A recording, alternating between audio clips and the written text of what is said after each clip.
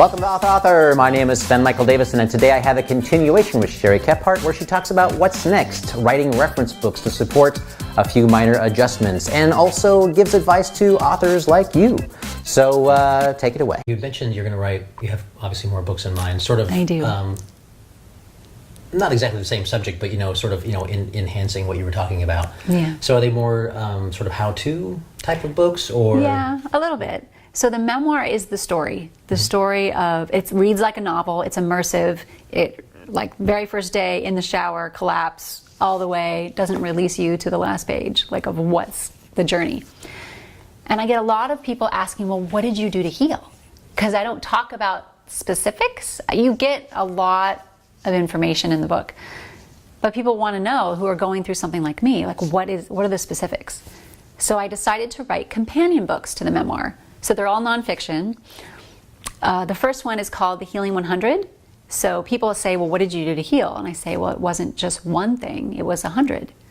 So it's the top 100 things I did to heal and what helped me. And so I talk about all those things. And there's humor in it and a little bit of stories in each one. So it's mainly like a reference. The second one is The Symptoms 100. Because when you're undiagnosed, you don't have a specific illness to say, well, this is what the illness presents and these are the things I need to focus on. You have symptoms. You're trying to manage all of these symptoms. So it's the top 100 symptoms I've endured and what I do that helps me. So those are the first two companion books that I'm working on. Hopefully they'll be coming out next year. And then the last one is the cookbook, which is the fun one. It's called The Cookbook for People Who Can't Eat Anything. And I have a lot of food allergies and sensitivities and issues with food because of all of my stuff. And so I thought I had to reinvent how I ate. And I want to help other people, like, well, what do you eat if you can't eat so many things? Like, I can't have gluten, dairy, soy, yeast, vinegar, alcohol, sugar, caffeine, and a host of other things.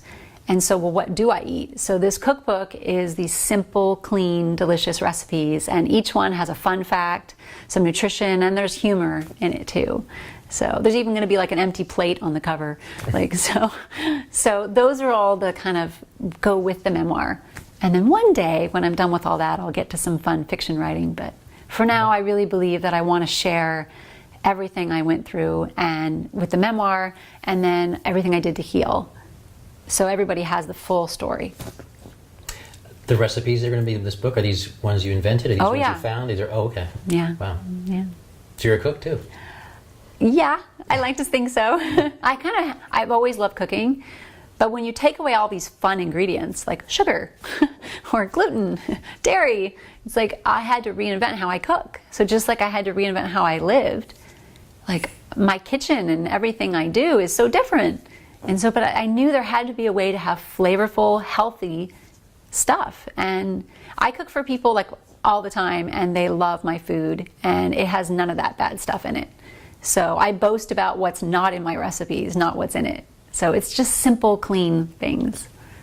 And you had mentioned before you were a vegetarian, and then you went back to meat. Are you still eating meat, or are you? Yes, I do. Gotcha. I would rather be a vegetarian, but I always think about the animals, and I think about, if they were dying and sick and they needed to eat me, they would. I just try to do the best I can with getting organic, wild caught fish, that kind of thing, and thanking the animal for giving itself to me. I'm not trying to sound grim here, but I mean, if you're talking about the circle of life, when you pass away, is there something you want to do with your body to pay back the animals? Or? Well, it's funny because when we went in the Peace Corps, and I was 23, they ask you to get a will, to make a will, because they say, just to be safe. And I'm like, yeah, this is grim. I'm 23, I don't want to be thinking about this. But so I've had a will since I was pretty young, and I've already thought about that a lot. I want to be cremated because basically give back to the soil and the earth. And I really don't like the idea of rotting, sitting there rotting. So Gotcha. Well, things will eat you, just a little different process. But that is true. This is a really interesting question. Yeah, I don't have a problem with it, but I know I'm going to be there one day, but hopefully that I've escaped death many times already. My doctor always says, Cherie, it's amazing that you're still here.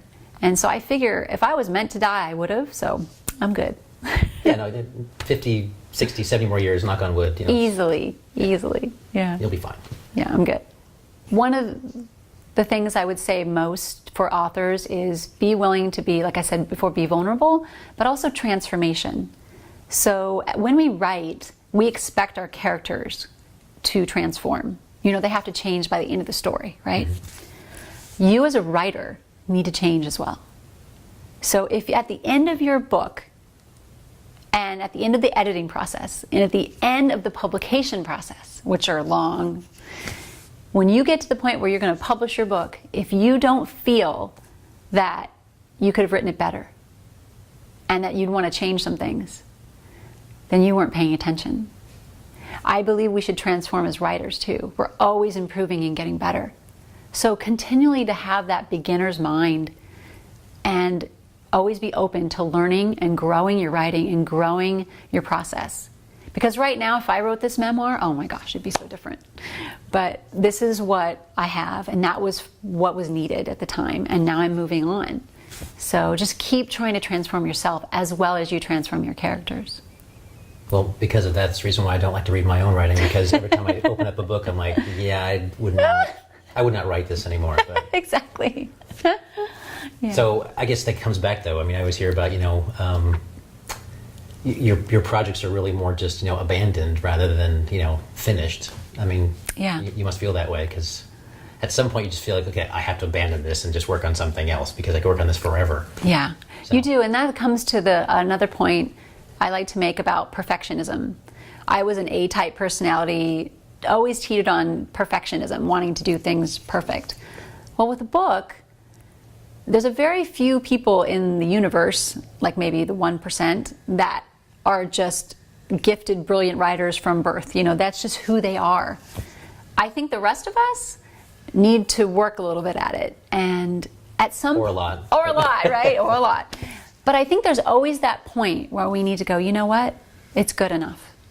We can't be perfect, and we're not meant to be perfect. That's not our job as writers. We're meant to kind of unleash ourselves onto the page and just go for it. And then the editors and beta readers, those people will help us refine it and get it to where it is ready for the public. But I really think we have to give up that idea of perfectionism, or else I'd still be working on my memoir and I'd be 90 years old and going, I should really get this out. But if I just change this one more thing, at some point you have to stop. The key is to find that sweet spot. Not just throwing it up on the internet and going, I'm done, and not waiting too long. So really knowing when it's right. I think the way you can do that is by putting it aside for a few months, going to do something completely different, coming back to it. If you read it again and it feels good and it feels right, then you know. But if it feels like, no, this isn't it, then you know you probably have a little bit more work to do. And then 5 years later, you'll open it up and go, oh man, this really wasn't ready at all. That is true. But you have to take, at some point, you have to take a leap. So finding that and getting opinions from people who have done this and have been successful. Reach out to those people and say, hey, would you mind reading my book and seeing if it's ready? All I want to know is, do you think it's ready for publication? And if they say, then listen and maybe get a second opinion, maybe get a third opinion. But make sure that you have someone that you want to emulate or think is good with what they've done, and make sure you get some kind of feedback about that. I think it's really helpful. And your writers group, are they local? Yes, okay, they're so local. you can meet in person. We do. We meet once a month. It's perfect for me because with my health stuff, I can't meet much more than that. I need to focus on other things. But it always, by the time it starts coming around, I'm like, oh, I got to get my stuff in. So even if I just submit an article or a couple pages, it's something, and it keeps me going forward, moving forward motion. And how do you operate it? Do you read ahead of time? Everyone submits each other via email and you read it and then you comment in person? Yes. So we have, it's great the way they do it. There's 8 of us, and what we do is we have a deadline the week before we meet. We meet on Sunday, once a month on a Sunday. And by Wednesday, we all have to have a piece in. So we email it to everybody. So it's up to 5,000 words. And then everybody has to read each other's submissions. And then on Sunday, we go around the room and we start with whoever submitted first. The order people submitted, that's the order we go in. And then we go sit around and everybody takes turns bringing the work in with line edits too. So we bring in line edits as well as we give constructive feedback and about what we think could be changed or needed to be improved or is good. And so we do that, and really works well. Is there a word limit? I mean, can someone just like 5,000. Okay. Yeah. So you're not going to get a whole manuscript and then No, be gosh. expected to. No, 5,000. And some people don't always submit to that, but sometimes we break the rules if there's, hey, it's like 5,008 words. Is this, whatever it is. Gotcha. So yeah, but it's great because, like I said, I think earlier, it's all different writers in that group, and it's phenomenal because these people are bringing, like, the humorous writer is like helping me know how to write humor. The horror writer, like, I had some grim stuff happen to me in my memoir, and he helped me with those scenes because I get horror writing now. I'm not a horror writer at all, but I needed those elements. So everybody's bringing something to the table, and the romance writer's bringing that, and so I'm bringing a lot of nonfiction memoir techniques. So we're all elevating each other. Yeah, which is I think great. it's nice. You're not working in a silo. It's nice to have a lot of different. Because I always feel like if, regardless of the genre, and even if it's a genre I don't always read, it's if it's a good book, it's a good book. Exactly. And you can just judge it or make criticisms based on that. So Exactly. And I used to always read just memoir and nonfiction, and now, wow, I'm just like, I was so caught up in that for so long because I wanted to learn about it. And that was my profession too, doing scientific technical writing. I was just always, and I liked self-help books, I liked learning, and now I just love fiction, and I love reading all kinds of just outlandish, crazy things. Anything different, I'm good with, because I want to read widely. I want to read different genres, and I try to just be open to what books come to me. I don't really have a set reading list. I just kind of walk around and figure out, oh, there's the next book. Okay, that feels good to me. I'm going to read that. do you still write scientific, technical? No. No. Okay. No. Gotcha. No, that stopped a long time ago with my health stuff. Gotcha. And I don't think I can go back to that. It's challenging and very tiring. So no, that's not for me anymore. Gotcha. More creative stuff now. More creative stuff, yeah, absolutely. That's great. Yeah. Well, Cherie, thank you very much for Yeah, being thank on the you so show. much. Yeah, it was nice I meeting you. appreciate it. Nice meeting you too. Thanks for having me. Absolutely. A Few Minor Adjustment is a memoir of healing. It is about searching for a diagnosis to a mysterious illness that almost killed me several times. And in the end, I heal even without a clear diagnosis.